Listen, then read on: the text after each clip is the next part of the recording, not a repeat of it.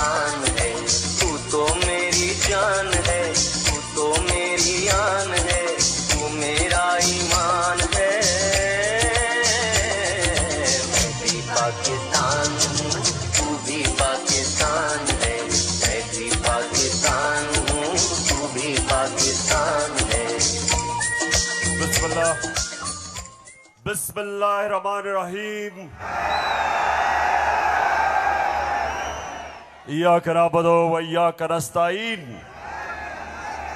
पेशावर, आपको याद है कि मैं आखिरी दफा यहां कब जलसा किया था?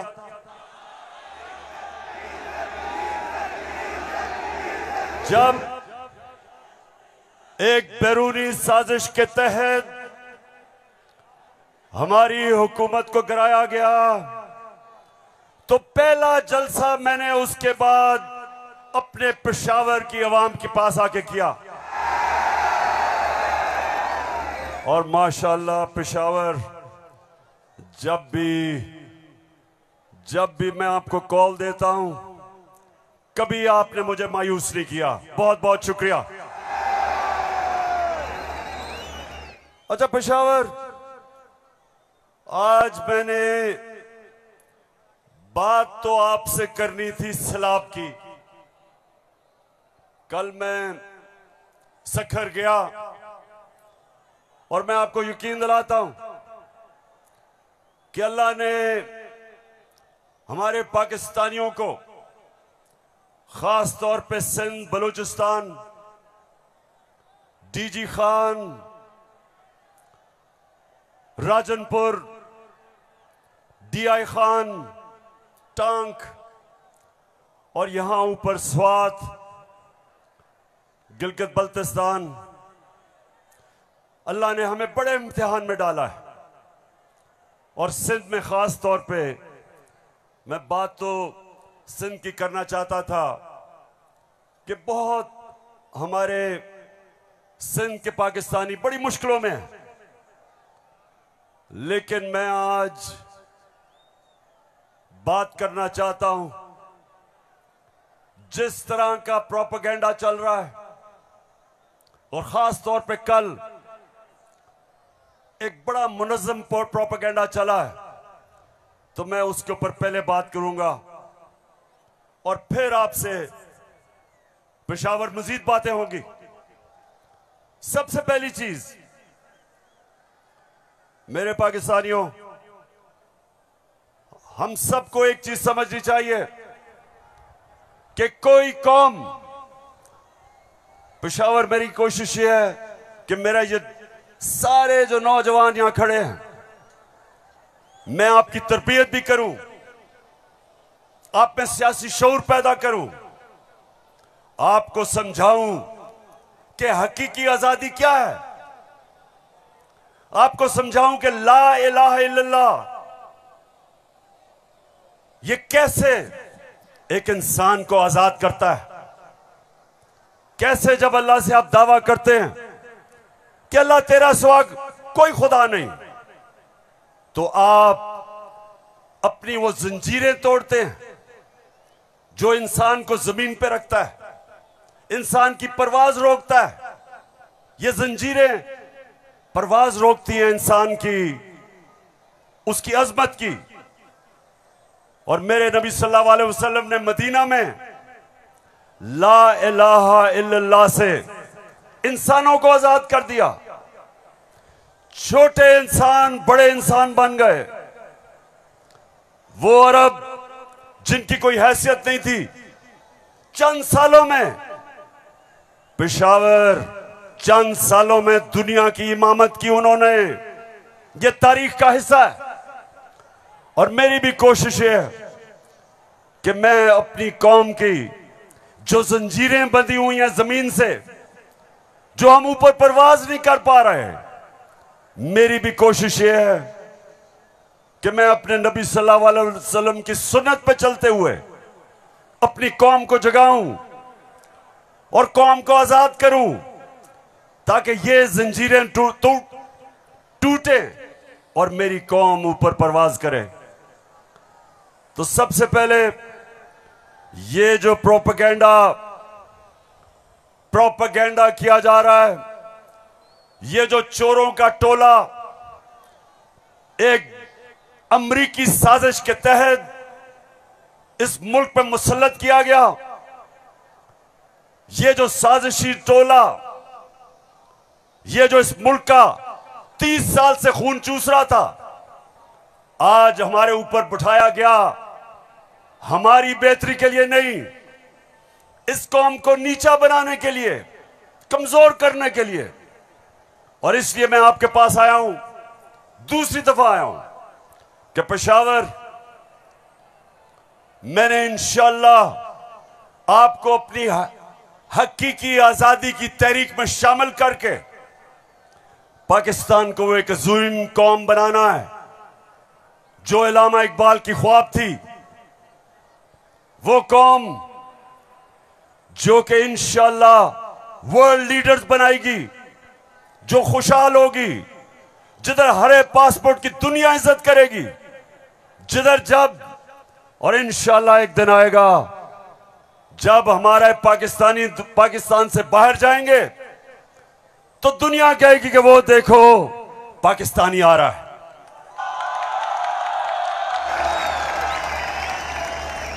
मेरे पाकिस्तानियों,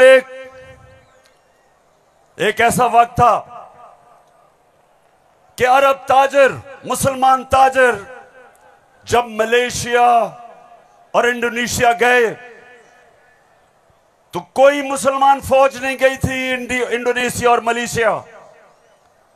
मुसलमान ताजरों का किरदार देख के, मुसलमानों के ताजरों की सच्चाई देख के, सादिक और अमीन ताजरों ने अपने किरदार से लोगों को मुसलमान किया। याद रखें, मुसलमानों ने फतह नहीं किया था मलेशिया और इंडोनेशिया, मुसलमानों का कैरेक्टर था जिसने फतह किया था।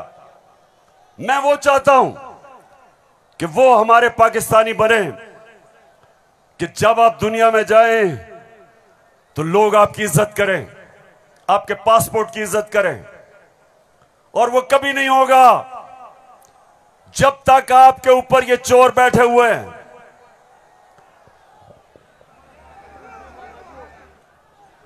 शहबाज शरीफ, मैं चाहता हूं पेशावर जरा गौर से, क्योंकि आज मैंने बड़ी वीडियोस दिखानी है आपको।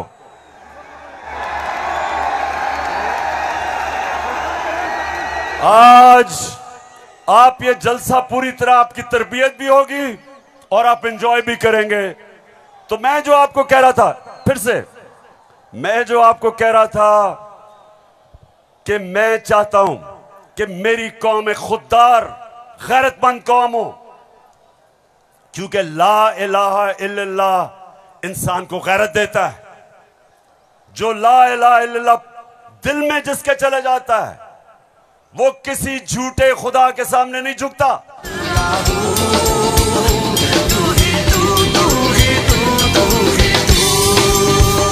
अच्छा, अब देखो, जो मैं चाहता हूं कि किस तरह की कौम मुझे चाहिए, और जरा ये देखें इंपोर्टेड क्राइम मिनिस्टर को। मैं सऊदी अरब से होके आया हूं, मैं यूएई के होके, अभी मैं तुर्की होके आया हूं, और मैंने उन भाइयों को कहा कि आप हमारे बड़े अजीम भाई हैं, हमेशा आपने हमारी मदद की। और मैंने यही कहा, जब मैं आया हूं तो आप समझेंगे शायद ये मांगने आया है, मैं मांगने नहीं आया। मैं आया हूं तो आप समझेंगे शायद ये मांगने आया है, मैं मांगने नहीं आया, लेकिन मजबूरी है। जिस तरह माजी में 75 साल में आपने हमारा हाथ बटाया है, कुछ अर्सा आप हाथ बटा। मैंने कहा मैं वादा करता हूं कि इंशाअल्लाह हम पूरी कौम हम मिलकर दिन रात मेहनत करेंगे, पसीना कराएंगे, अपने पांव पे खड़े होंगे। क्यों पेशावर, सुन लिया?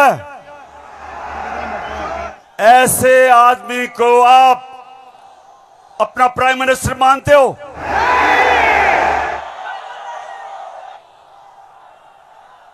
अगर ये वाकई अगर गैरतमंद प्राइम मिनिस्टर होता तो पहले जो इन्होंने अरबों रुपया चोरी करके मुल्क से बाहर रखा, पहले वो वापस लेके आते, फिर लोगों से पैसे मांगते।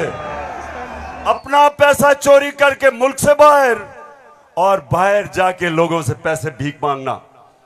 अच्छा पाकिस्तानियों, पेशावर, मैं आज आपको अब बताना चाहता हूं कि ये जो चोरों का टोला हमारे ऊपर मुसल्लत किया, अब इनको पता चल गया है कि ये हमें हरा नहीं सकते। हाँ मुझे पता है कि फजल रहमान भी इनमें से एक है। अब ये जो थ्री स्टूजेस हैं, इनको पता है कि मैच खेल के तो ये जीत नहीं सकते। इनको पता है कि जब भी इलेक्शन हुआ इन्होंने हारना है। अब ये कर क्या रहे हैं? साजिशें कर रहे हैं। किसी तरह इमरान खान को डिस्क्वालीफाई करवाओ, केस बनाओ, कभी तोशा खाना, कभी वो इनका पालतू इलेक्शन कमीशन, कभी वो कोशिश कर रहे डिस्क्वालीफाई करने के लिए। अदालत के अंदर मुझे दहशतगर्द बना दिया पेशावरों वालों। दहशतगर्द आपके सामने खड़ा है। कोशिश है कि किसी तरह बस इमरान खान मैच ना खेले। ये वैसे ही है, जब हम छोटे थे क्रिकेट खेलते थे तो जब एक टीम हारने लगती थी वो विकेटें उठा के ले जाती थी। अब ये यही कर रहे हैं, मैच खेल नहीं सकते, किसी ना किसी तरह बस इमरान खान को बाहर निकालो टीम से। दूसरी चीज, और ये उससे खतरनाक चीज कर रहे हैं पेशावर, ये कोशिश कर रहे हैं कि किसी तरह पाकिस्तान की सबसे बड़ी जमात,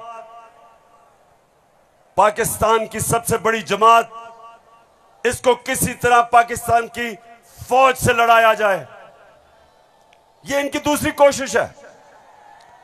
पहले डिस्क्वालीफाई करो और साथ साथ कोशिश करो कि पाकिस्तान की फौज के खिलाफ प्रोपेगेंडा करके लड़वाएं, और फिर पाकिस्तान की अदलिया के खिलाफ कि पाकिस्तान के अदारे किसी तरह तरीके इंसाफ के खिलाफ हो और ये किसी तरह मैच जीत जाएं। बस मैं आज आपको वीडियोस दिखाने लगा हूं, और मैं उससे पहले आपको बताऊं कि कोशिश इनकी क्या है। जो कुछ मैं कहता हूं, इनका प्रोपेगेंडा सेल बैठा हुआ है, वो हर चीज को मोड़ के कोशिश करता है कि या किसी तरह अदालत मेरे खिलाफ हो या किसी तरह फौज मेरे खिलाफ हो। अब मैंने क्या कहा था? मैंने अभी चंद रोज पहले क्या कहा, परसों मैंने क्या कहा? मैंने ये कहा कि फौज का जो आर्मी चीफ होता है उसको मेरिट पे सिलेक्शन होनी चाहिए।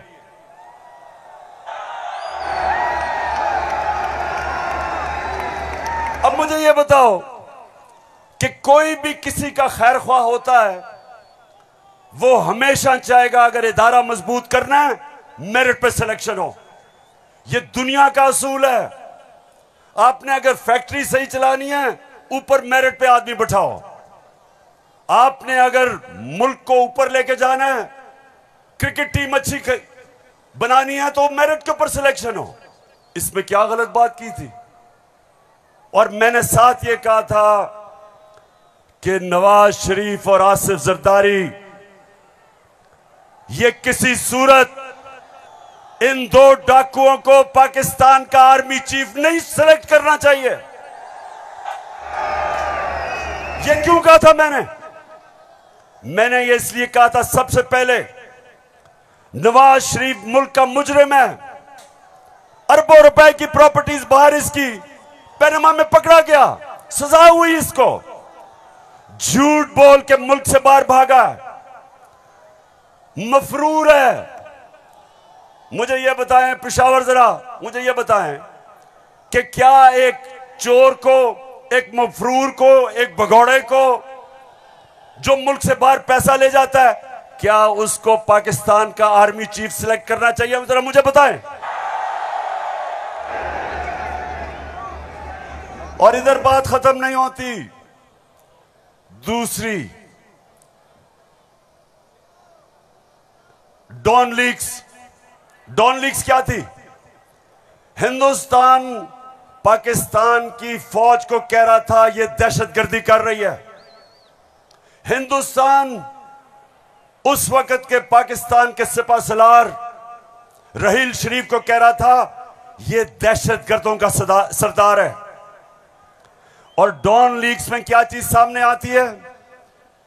बजाय नवाज शरीफ और नून लीग अपनी फौज के साथ खड़े हो, वो हिंदुस्तान को पैगाम पहुंचाते हैं कि जी हम कुछ नहीं कर रहे, फौज सब कुछ कर रही है। अपने से फौज को अलग कर लिया। काठमांडू में सार्क मीटिंग में बरकत दत्त किताब में लिखती है कि नवाज शरीफ छुप छुप के नरेंद्र मोदी को मिल रहा था अपनी फौज से डर के।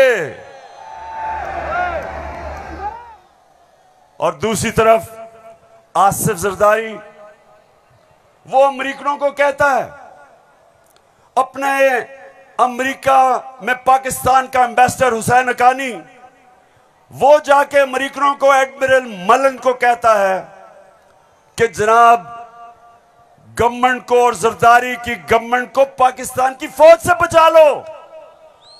ये वो लोग हैं, बताओ मुझे, ये आर्मी चीफ सेलेक्ट कर सकते हैं? क्या हम इतने अहम ओहदे इन दोनों चोरों के हाथ में देंगे? नहीं देंगे। लेकिन तीसरी चीज पेशावर सुनो, इन्होंने सबको, मैंने बार बार आपको वो मुरासला दिखाया जो अमरीकी अंडर सेक्रेटरी ने धमकी दी पाकिस्तान को, पाकिस्तान के एम्बेसडर असद मजीद को, कि अगर तुमने इमरान खान को ना हटाया तो पाकिस्तान को मुश्किलों का सामना करना पड़ेगा। और नो कॉन्फिडेंस मोशन में अभी टेबल नहीं हुई थी, तब वो धमकी देता है। और सबको पता है उसके बाद क्या हुआ।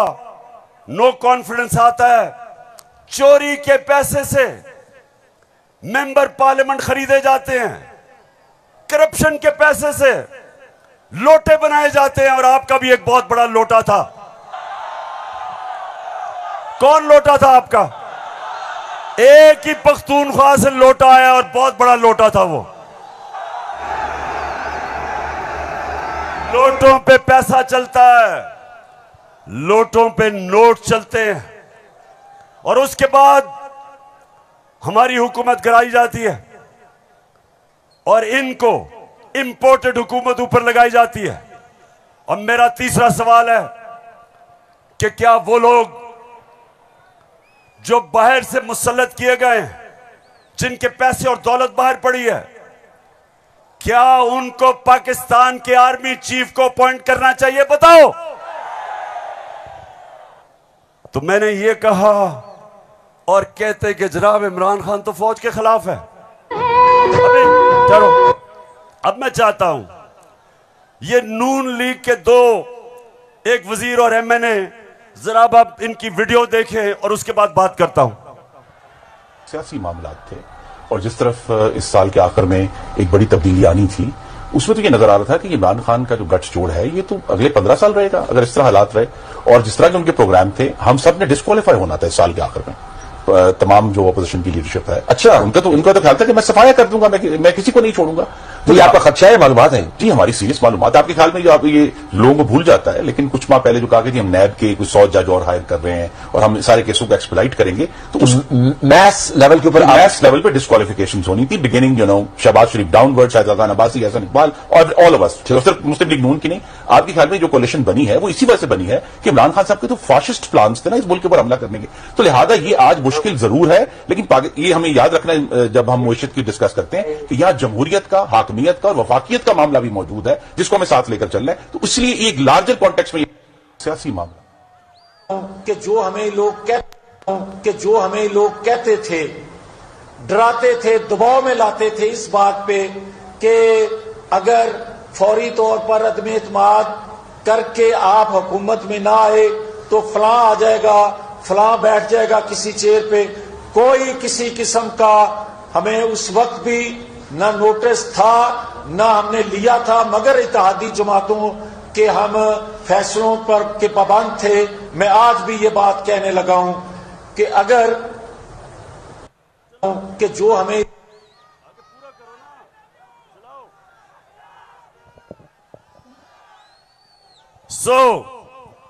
इसलिए ये हुकूमत हमारी गिराना चाहते थे कि इमरान खान एहतसाब ना कर दे। डर ये था कि अगर इमरान खान रह गया तो ये जेल में चले जाएंगे, क्योंकि इन्होंने जो चोरी किया वो पकड़ी जाएगी। मतलब ये कि ये इसलिए गिराना चाहते थे, महंगाई वजह नहीं थी, माइशत वजह नहीं थी, वजह सिर्फ एक थी कि इन्होंने एनआरओ लेना था और 1100 अरब रुपया अपना माफ करवाया। अब मैं ये चाहता हूं कि ये जो नून लीग प्रोपेगेंडा कर रही है कि इमरान खान फौज के खिलाफ है, जरा सुने कि इनके लीडर्स ने फौज के खिलाफ क्या बातें की। और मैं चाहता हूं मीडिया इसको दिखाए ताकि पता चले कि ये जो लोग आज इक्तिदार में बैठे हैं और ये हर रोज प्रोपेगेंडा कि किसी तरह तहरीक इंसाफ और फौज की लड़ाई हो जाए, जरा ये सुने कि इन्होंने फौज के मुताल्लिक क्या बातें की थी। जनरल कमर जावेद बाजवा साहब, आपने हमारी अच्छी भली चलती हुकूमत को रुखसत करवाया, जजों से जोर जबरदस्ती से फैसले आपने लिखवाए। फौज के जवानों और अफसरों के नाम जब आप किसी फर्द वाहिद या मफाद परस्त टोले के लिए आइन तोड़ने के मुर्तकिब होते हैं, वहाँ आप खुद अपनी कौम को, अपने मुल्क और अपने लोगों को आइन शिकनों के रहमो करम पर छोड़ रहे होते हैं। हाँ, नवाज शरीफ ने ये जरूर किया कि उसने किरदारों और इदारों के दरमियान एक वाज़े लकीर खींच दी है। एक या दो अफराद इदारा नहीं हुआ करते, एक या दो अफराद इदारों की बदनामी का बायस बना करते हैं।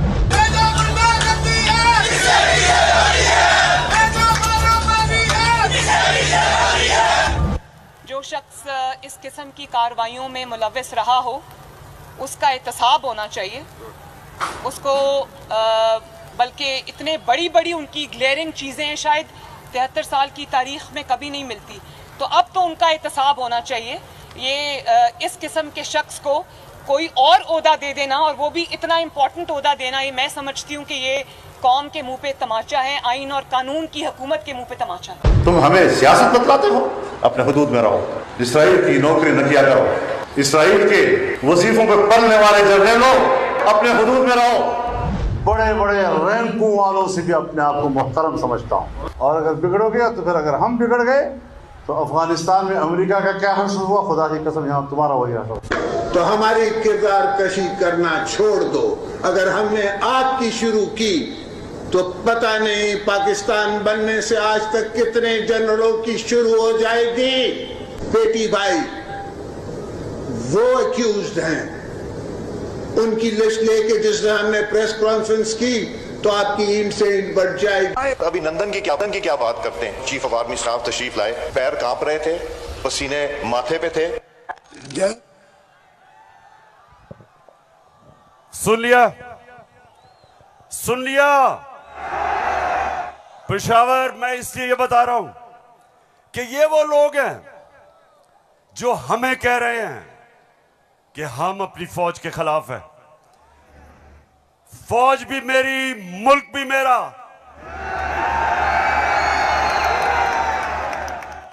जितने इदारे मजबूत होंगे मुल्क मजबूत होगा, अदलिया मजबूत होगी मुल्क मजबूत होगा, फौज मजबूत होगी, हम आजाद हो सकेंगे। हम अपनी आजादी, हम किसी के सामने झुकेंगे नहीं, कोई मुल्क हमें फतह नहीं करेगा। जिस तरह सारी मुसलमान दुनिया में आज अजाब आया हुआ है, सोमालिया से लेके, लिबिया से लेके, सीरिया से लेके, सारी मुसलमान, अफगानिस्तान में क्या हुआ, यमन में, सारी मुसलमान दुनिया में किस तरह का अजाब आया, और हम वो पाकिस्तान है जो एक मजबूत फौज की वजह से बचे हुए हैं। तो नून लीग वाले ये समझ जाओ कि हम वो लोग हैं जो इस मुल्क के इदारे मजबूत करेंगे। और कभी अगर कोई तनकीद करते भी हैं अपनी फौज के लिए, उसकी बेहतरी के लिए करते हैं, तामीरी तनकीद करते हैं। अब वो चलाओ।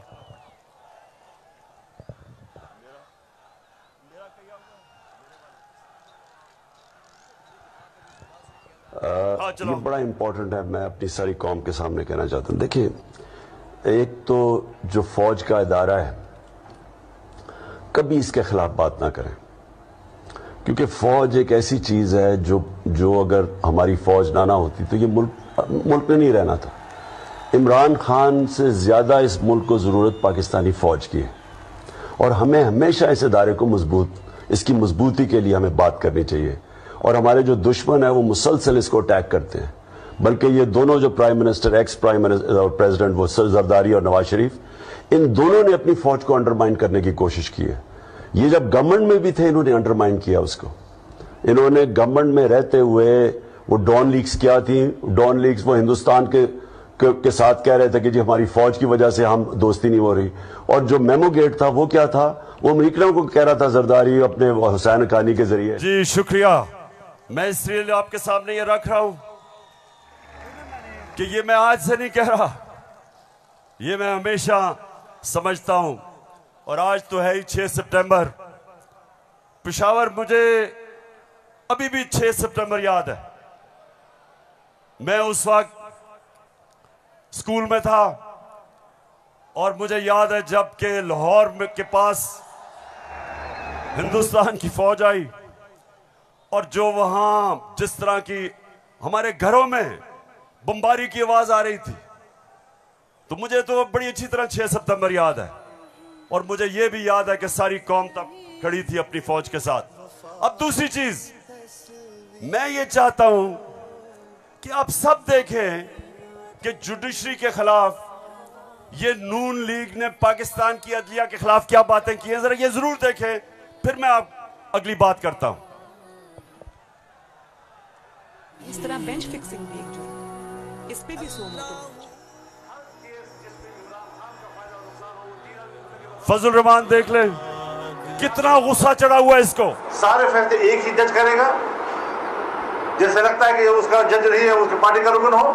जब बेंच बना तब से लेकर आज तक के फैसले तक इंसाफ होता हुआ नजर नहीं आ रहा था। अपने एक शख्स की वजह से आज आइन की तशरीह को में फर्क डाला जा रहा है। अपनी मर्जी से आइन की तशरीह की जा रही है। फुल कोर्ट इसलिए नहीं बनाया गया कि अगर फुल कोर्ट बन जाती तो आज का फैसला मुख्तलिफ होता। मौजूदा बेंच है, उसमें जो मुअज़्ज़ज़ जज साहबान बैठे हैं, उन जज साहबान का हमारे मुतल्लिक़ जो उनके ख्यालात हैं उनसे भी कोई ना वाकिफ़ नहीं है, ना हम ना वाकिफ़ हैं।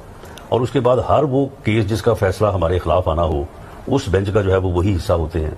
और अब तो ये बात पहले से जो है वो प्रिडिक्ट होने लगी है। जो सहाफ़ी वहाँ सुप्रीम कोर्ट की कार्रवाई को कवर करते हैं, तो वो पहले से जब बेंच बनता है या कोई केस जाता है तो वो पहले से बता देते हैं कि इसके ऊपर फलां बेंच बनेगा। अगर कुछ लोग गैर जानिबदार नहीं होंगे, अगर इसके सहूलतकार पीछे नहीं हटेंगे, तो हमें बता दें मुल्क कौन चलाएगा। सुप्रीम कोर्ट के जजेस ने पीछे बेंड करके अपने आप को कभी इधर कि नहीं, शायद उनको समझ नहीं आई, शायद उनके तक पैगाम नहीं पहुंचा, वगैरह वगैरह करके इनको हाथ नहीं लगाया। इनको तो मतलब ये है कि इनको कौन सी दीवार पे लगाया। तो जिस तरह मैच फिक्सिंग एक जुर्म है, इस तरह बेंच फिक्सिंग भी एक जुर्म। जब बेल का फैसला होने वाला होता था, जेल में उस दिन खबर मिलती थी कि 3 हफ्तों के लिए बेंच डिसॉल्व हो गया, नया बेंच, या कोई जज छुट्टी पे चला गया। जाता नहीं था, भेजा जाता। काजी फाइज ईसा साहब के मामले में माय लॉर्डशिप से ये पूछना चाहते हैं कि वो आपके ब्रदर जज थे ना, आपने क्या किया? तो फिर हमारी बात नोट कर लो, हम हर उस अदालत का और उस जज का घेराव करेंगे जो तुम्हारे इस गंदे और घटिया एजेंडे को परवान चढ़ाने के लिए अपोजिशन के खिलाफ जो है इक़दाम करेगा। चीफ सेक्रेटरी साहब, आपको इस बात का जवाब देना पड़ेगा। आपने इधर ही रहना है, आपके बच्चों ने भी इधर ही रहना है। कमिश्नर लाहौर साहब, आपने भी इधर रहना है, आपने सर्विस भी करनी है। इसलिए आपको ये चाहिए था कि आप इस गैर कानूनी अमल के आगे दीवार बनते और इसे बजा लाने से इनकार करते। आला अदलिया के जजेस पार्टी बनकर अगर चीफ जस्टिस वो जबान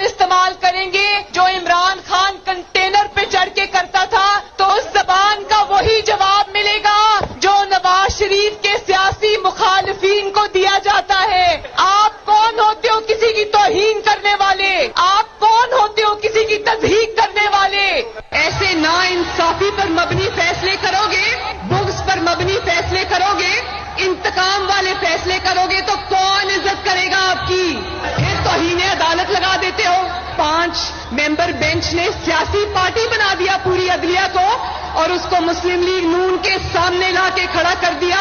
क्या बताओ, मुल्क की सबसे बड़ी अदालत की इससे भी बड़ी तौहीन हो सकती है कोई? हम आपकी इज्जत करना चाहते हैं, आप भी तो अपनी इज्जत करवाओ। तो जस्टिस अजमत सईद साहब जो है उनको कौन नहीं जानता। पर्सनली जाती तौर पे असरअंदाज होकर उन्होंने JIT बनवाई। बदनाम जमाना JIT को आज तक व्हाट्सएप। मैं सिर्फ आपको ये थोड़ा सा सैंपल दिखा रहा हूं कि किस तरह का ये अपने पाकिस्तान की अदलिया के खिलाफ क्या जबान इस्तेमाल की गई है। और मैं अपना आपको बता दूं, आज से 26 साल पहले जब मैंने सियासत शुरू की तो उसको इंसाफ की तहरीक का, आजाद अदलिया के लिए सबसे पहले हम खड़े हुए। जेल में वाहिद सियासी लीडर था जो आजाद अदलिया के लिए जेल में गया। 2008 की इलेक्शन बॉयकॉट की अपनी अदलिया के लिए। उसके बाद जब हम इक्तदार में आए तो इस्लामाबाद में 50 साल के बाद पहली दफा जुडिशल कॉम्प्लेक्स बनाया अपने जजेस के लिए। मैं ये इसलिए आपको कह रहा हूं कि जो कानून की बालादस्ती, रूल ऑफ लॉ, कोई माशरा आगे नहीं बढ़ सकता जब तक वहां इंसाफ नहीं होता, और इंसाफ देती है अदलिया। इसलिए हमने हमेशा अपनी अदलिया की इज्जत की है। ये जो नून लीग के लोग हैं जो आज जिस तरह की जबान इस्तेमाल कर रहे हैं, सोशल मीडिया पे अटैक कर रहे हैं इस्लामाबाद के चीफ जस्टिस को, ये कभी, मैं आपको ये बता रहा हूं कि मैंने कभी अपनी पार्टी को इजाजत नहीं दी कि अदलिया को अटैक करे, क्योंकि आखिर में इंसाफ होगा तो मुल्क में खुशहाली आएगी, और इंसाफ अदलिया देती है। मुझे बड़ा जनाब इन्होंने कहा कि देखें इमरान खान ने कोई बड़ी गलत जबान इस्तेमाल कर दी। मैं आप सबके सामने आज ये कहना चाहता हूं कि मैं अपनी अदलिया की इज्जत करता हूं, लोअर कोर्ट्स की इज्जत करता हूं। वो लोअर कोर्ट्स जो आम इंसानों की खिदमत करते हैं, और मुश्किल हालात में अगर एक मैजिस्ट्रेट ज़ेबा के खिलाफ ऐसे लगा कि मैंने कोई सख्त जबान इस्तेमाल की, उसकी वजह थी मैं शहबाज गिल को देख रहा था, उसके ऊपर तशद्दुद हुआ, उसको जिसको कहते हैं कस्टोडियल टॉर्चर, उसको हवालात में बंद करके तशद्दुद किया गया, नंगा किया गया। और उसकी जब हमने देखा उसके हालात, और उसके ऊपर प्रेशर डाला गया कि मेरे खिलाफ स्टेटमेंट दे, मेरे ही उसके ऊपर अगर ज्यादा ऐसे लगा सख्त स्टेटमेंट है, ये मेरा मकसद नहीं था। कभी मैं ये नहीं समझ सकता कि मैं किसी जज को धमकी दूं, लेकिन मैं आज सबको ये कहना चाहता हूं कि इस मुल्क में जब तक इदारे मजबूत और ताकतवर नहीं होंगे, मुल्क ऊपर नहीं आएगा। आज अगर मगरिब के अंदर खुशहाली है तो वहां इंसाफ है। जितना ज्यादा इंसाफ और कानून की बालादस्ती, उतना खुशहाल माशरा। तो मेरी तो पहले दिन से यह स्ट्रगल है। तो पेशावर सबको मैं आज पैगाम देना चाहता हूं कि ये जो कोशिश की जा रही है तहरीक इंसाफ को इदारों से लड़ाने की, ये कौम सब समझ गई है। कौम में सियासी शऊर आ गया है। लोग एक एक चीज, कभी भी पाकिस्तान के अंदर अवाम और बच्चे और नौजवान और मेरी ख्वातीन बहनें, कभी इस तरह का शऊर और बेदारी नहीं थी जो अल्लाह के फजल से आज पाकिस्तान में है। तो ये जो चोरों का टोला, ये जो बार बार कोशिश कर रहा है कि तहरीक इंसाफ को दीवार से लगाया जाए, सब सुन लो कि जितना तुम मुझे दीवार से लगाओगे उतना मैं और तुम्हारे से मुकाबला करूंगा, लड़ूंगा तुम्हारे से।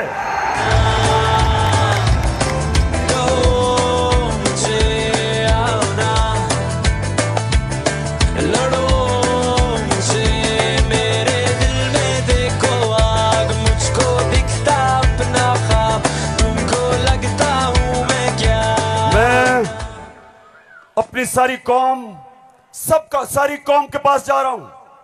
7 महीने से मैं पब्लिक में हूं, हर शहर में जा रहा हूं, अपनी कौम को तैयार कर रहा हूं कि मेरे पाकिस्तानियों, जब मैं तुम्हें कॉल दूंगा तुमने निकलना है मेरे साथ। कहती है ये राहे अमल, आओ हम सब साथ चले, मुश्किल हो या आसानी, हाथ में डाले हाथ चले, धड़कन है पंजाब मगर दिल अपना मेहरान है।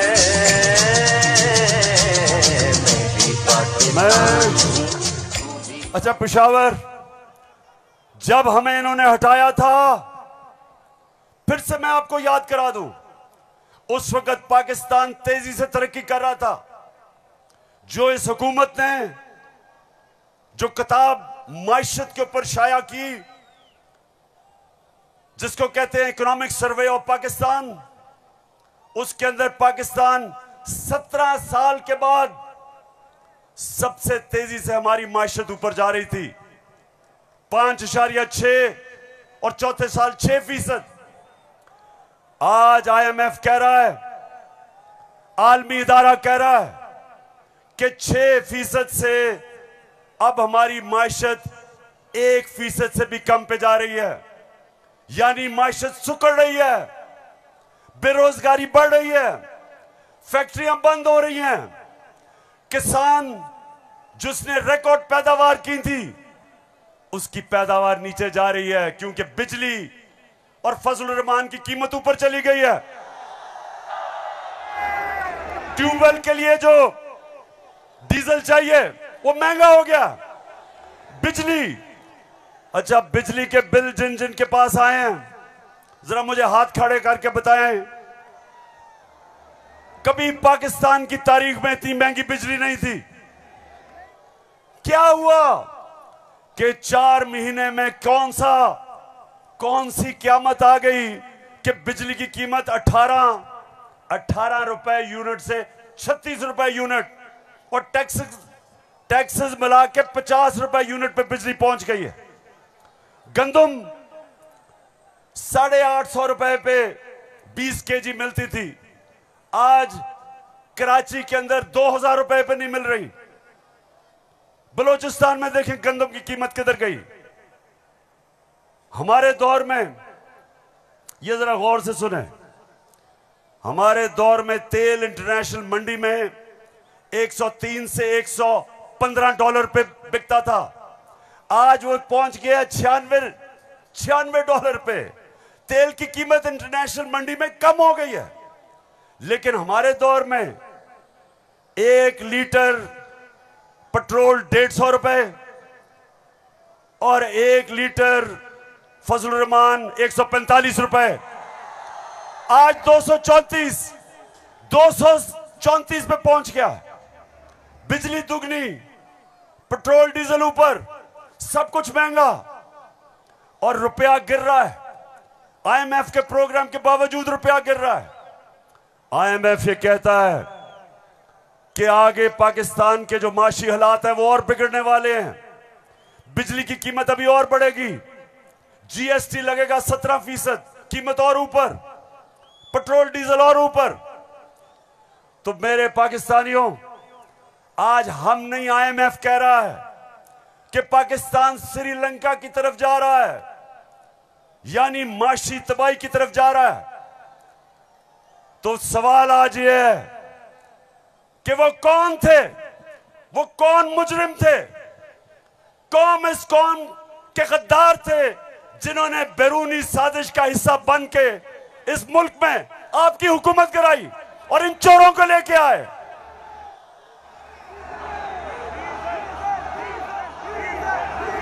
मैं अब जरा जो आपको आजकल जो नवाज शरीफ की बेटी आजकल बनी हुई है, मालिका बनी हुई है पाकिस्तान की, प्रोटोकॉल उसको प्राइम मिनिस्टर का मिल रहा है। जरा मैं सारी कौम के सामने बताना चाहता हूं कि इसका सबसे बड़ा मसला यह है कि इससे सच नहीं बोला जाता। जरा ये आप फिल्म शो देखें। ना आपकी इनकम इतनी है कि आपको ये प्रॉपर्टी आप ले सकते हैं कि आपने मे फेयर के अंदर जो आपकी 4 अपार्टमेंट्स हैं उनकी 1 अरब से ज्यादा, 1 अरब रुपए से ज्यादा उनकी कीमत है। अब 4.5 अरब तक पहुंच गई है उनकी कीमत। आपने अपनी जो टैक्स में टोटल आमदनी बताई है 94 में 1.5 लाख रुपए है। मुझे ये बताएं कि आपने अरबों रुपए की मे फेयर में प्रॉपर्टी खरीदी कैसे? सुन लिया? ये आज से 10 साल पहले मैंने पूछा कि बताएं आपने आमदनी तो अपनी दिखाई नहीं, तो ये अरबों रुपए की बर्तानिया के सबसे महंगे शहर लंदन के सबसे महंगे इलाके में आपने अरबों रुपए की प्रॉपर्टी कैसे ली? तो जरा आप ये सुने, जवाब आता है। बात ये है कि जिन अरबों रुपए की मे फेयर की प्रॉपर्टीज की ये बात कर रहे हैं, ये तो पहले पता नहीं है। बताएं कौन सी प्रॉपर्टीज है, लाएं, दिखाएं, उसका कोई प्रूफ लाएं। सुन लिया? कहते किधर है ये प्रॉपर्टी, किसकी बात कर रहे हैं? अब ये जरा मरियम बीबी को भी सुन लो कि इस तरह मुझे लगा कि आप लोगों को बेवकूफ नहीं बना सकते। मेरी सेंट्रल लंदन में प्रॉपर्टीज तो दूर की बात है, मेरी पाकिस्तान में भी कोई प्रॉपर्टी नहीं है। मैं अपने वालिद के साथ है और मुझे समझ नहीं आई कि मेरी और मेरी वालदा की और बहन भाइयों की प्रॉपर्टीज ये कहाँ से निकाल के ले आए हैं। मेरे नाम पाकिस्तान में कोई प्रॉपर्टी नहीं है, ये तो इंग्लैंड की बात है। सुन लिया? सुन लिया पेशावर? सुन लिया आपने मेरी बहनों, आपने सुन लिया कि लंदन तो छोड़े मेरी पाकिस्तान में भी कोई प्रॉपर्टी नहीं है। मेरे तो बहुत बुरे हालात हैं। अब मरियम बीबी को नहीं पता था कि एक इंटरनेशनल इंकशाफ होता है, पैनामा पेपर्स। दुनिया में जो सीक्रेट डॉक्यूमेंट्स हैं वो लीक हो जाती हैं। बड़े बड़े दुनिया में प्राइम मिनिस्टर और वजीर सब पकड़े जाते हैं, उसमें हमारे शरीफ खानदान भी फंस जाता है। नवाज शरीफ, मरियम नवाज, हसन नवाज और हुसैन नवाज के बैरून मुल्क खुफिया असासों का इंकशाफ। पनामा लीक्स ने बैरून मुल्क खुफिया दौलत का भांडा फोड़ दिया। सुन लिया? अब ये सुना, ये इंकशाफ हो गया। जब इंकशाफ हुआ तो मरियम के भाई हुसैन शरीफ क्या कहते हैं, ये जरा सुन लें। मैं इस बात को तस्लीम करता हूँ कि अल्हम्दुलिल्लाह पाक लेन के ऊपर जो अपार्टमेंट्स हैं वो अल्हम्दुलिल्लाह हमारे हैं। मैं इस बात को तस्लीम करता हूँ कि उनको ऑफशोर कंपनीज नेस्कॉल लिमिटेड और नीलसन लिमिटेड जो है उनको ओन करती हैं। और मैं आपको ये भी अर्ज करता हूँ उनको होल्ड कर रही है इस वक्त मरियम नवाज शरीफ, मेरी हमशीरा जो है। पेशावर सुन लिया कि छुपाई हुई थी प्रॉपर्टीज। एक हदीस है कि शैतान आप इंसान के गुनाह दुनिया में नशर कर देता है। वो दुनिया में नशर हो गए, उन्होंने कहा हमारी प्रॉपर्टीज नहीं, प्रॉपर्टी सामने आ गई। अब ये मैं आपको समझाने की कोशिश कर रहा हूं। असल में नवाज शरीफ की प्रॉपर्टी थी। मरियम बेचारी के पास किधर से पैसा आया? पैसा तो नवाज शरीफ का था। क्यों छुपा रहा था? क्योंकि आपके चोरी का पैसा था, अवाम से पैसा चोरी किया था। चोरी और करप्शन में क्या फर्क? चोरी होती है जो जेब कुतरा करता है, जो आपके घर में चोरी होती है, जो साइकिल चोरी होता है, मोटरसाइकिल, इंसान को नुकसान पहुंचता है। करप्शन, मुल्क का पैसा चोरी करने को करप्शन कहते हैं, और मुल्क तबाह होते हैं करप्शन से। जो पैसा आपकी तालीम पे, अस्पतालों पे, सड़कों पे, गुर्बत कम करने पे, जो पैसा वहां खर्च करना होता है इनकी जेबों में चला जाता है, मुल्क से बाहर चला जाता है। इसलिए कौम में गरीब इसलिए नहीं होती कि उनके पास वसाइल नहीं है, असासे नहीं है। कौमें गरीब तब होती हैं जब उनके अपने सरबराह मुल्क को पैसा चोरी करके बाहर ले जाते हैं। तो ये जो आज हमारे ऊपर मुसल्लत किए हुए हैं, सारी कौम तैयार हो जाए। मैं कभी इनको कबूल नहीं करूंगा, मैं कभी इनकी गुलामी कबूल नहीं करूंगा। खबर तकम इस्तोर माल रोड़ा लड़श पे खबर तकम इस्तोर माल रोड़ा ताजा ताजा गुलुना द्रेसलोर माल रोड़ा ताजा ताजा गुलुना द्रेसलोर माल रोड़ा। पेशावर हाथ खड़ा करके बताओ आप तैयार हो जब मैं आपको कॉल दूंगा? आपने सब तैयार होना है। जिस तरह मैं आपको कह रहा हूं, कहता रहा हूं, मैं हूं आपका कप्तान और आप मेरी टीम हो। और ये वर्ल्ड कप हमने पाकिस्तान की हकीकी आजादी के लिए जीतना है। एक अजीम मुल्क बनाना है पाकिस्तान को। हमेशा आजाद मुल्क ऊपर जाते हैं, गुलाम मुल्कों की परवाज नहीं होती। हम ये नहीं चाहते कि हम किसी दुनिया के मुल्क से लड़ाई करें। हम अमेरिका को, मैं बार बार कहूं कि अमेरिका, हम अमन में आपके साथ हैं, किसी जंग में हम आपके साथ नहीं हैं। हम दोस्ती चाहते हैं, लेकिन हम किसी सूरत आपकी गुलामी नहीं चाहते। हम अपनी जमीन नहीं इस्तेमाल होने देना चाहते किसी और लड़ाई के अंदर। हम नहीं चाहते कि हमारी जमीन इस्तेमाल हो किसी भी दुनिया के मुल्क के ऊपर आप किसी किस्म की जारियाना कार्रवाई करें। हम ये नहीं चाहते। हम फिर से कहते हैं, हम अमन में सबके साथ हैं। हम तो हिंदुस्तान से भी अच्छी दोस्ती करेंगे, लेकिन पहले कश्मीरियों को उनका हकूक दो, उनकी स्टेटहुड वापस करो। हम हिंदुस्तान से भी बातचीत कर लेते, लेकिन हम किसी सूरत अपनी आजादी के ऊपर सौदा कभी नहीं करेंगे। मेरे साथ हो पेशावर, साथ हो मेरे। तो फिर से जाते हुए आखिरी बात, आप सब ने तैयार रहना है। मैं आपको कॉल दूंगा इस्लामाबाद की, और वो कॉल होगी इस मुल्क को इन चोरों से आजाद करने के लिए। पाकिस्तान जिंदाबाद।